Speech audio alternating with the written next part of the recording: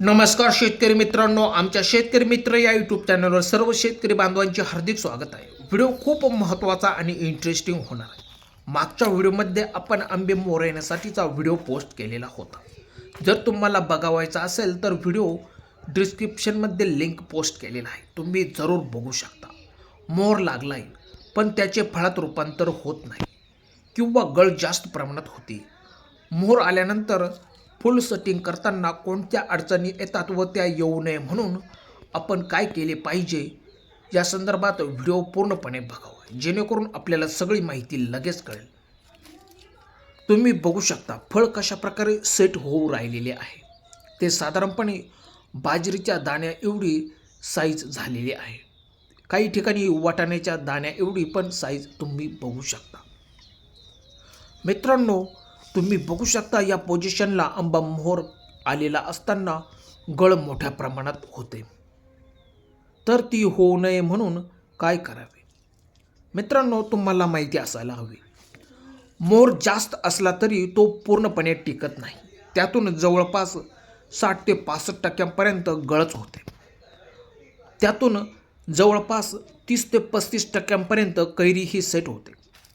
पण आपण जवळपास 40% जास्त कैरी सेटिंग करणार आहोत. बाजरीच्या दाण्या एवढी साईज असताना गळ मोठ्या प्रमाणात होते. तर ती होऊ नये म्हणून आपण व्हिडिओ शेवटपर्यंत बघावा. जर तुम्ही अजूनही आमच्या शेतकरी मित्र चॅनलला जर सबस्क्राईब केलेलं नसेल तर सबस्क्राईब करून, व्हिडिओ आवडला तर लाईक शेअर कमेंट्स करायला विसरू नका. तर चला जाणून घेऊया. तुमची कोणतीही आंबा फळबाग जात असो, सर्वांसाठी ही एकच माहिती फायद्याची आणि महत्त्वाची आहे.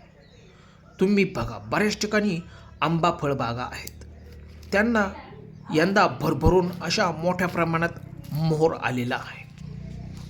तर तुम्ही बघा, वातावरण काय साथ देत नाही.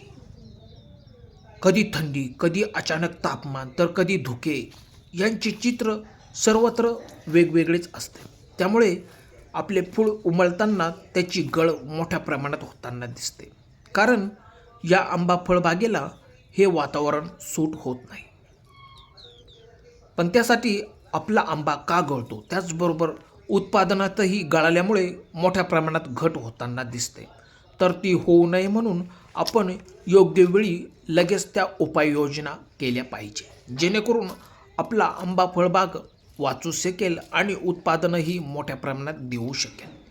यासाठी आपल्याला खूप जागरूक व्हायला पाहिजे की आपले फूल उमलताना त्याची गळ का होते, त्याचबरोबर त्या ठिकाणी कोणती महत्त्वाची फवारणी केली पाहिजे, त्याचबरोबर पाणी किती व कधी द्यावे लागेल, त्याचबरोबर आपल्याला ड्रीपद्वारे कोणती लिक्विड खते दिली गेली पाहिजे या संदर्भात आपण माहिती बघणार आहोत.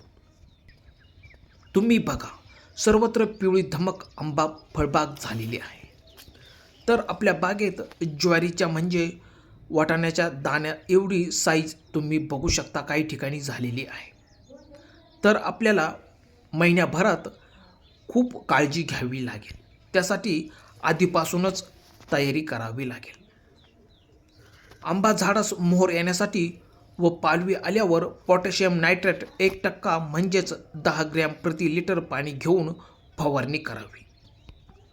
मोहर फुलवरत असताना आपल्याला निंबोळी अर्क 1000 ppm 300 मिली प्लस कीटकनाशक लॅम्बडा सायक्लोथ्रिन 5% EC 10 मिली घेऊन फवारणी तुम्ही जरूर करू शकता.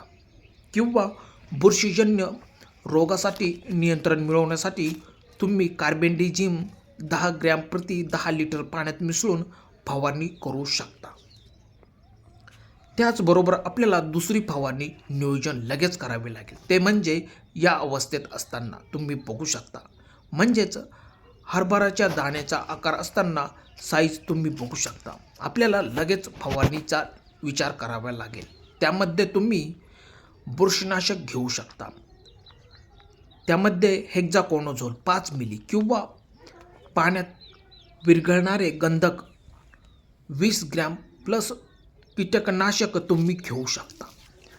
युप्रोबेझिन 25% SC 20 ml किंवा डेल्टा मेथ्रिन 2.8% EC 5 मिली प्रति 10 लिटर पाणी घेऊन फवारणी करू शकता.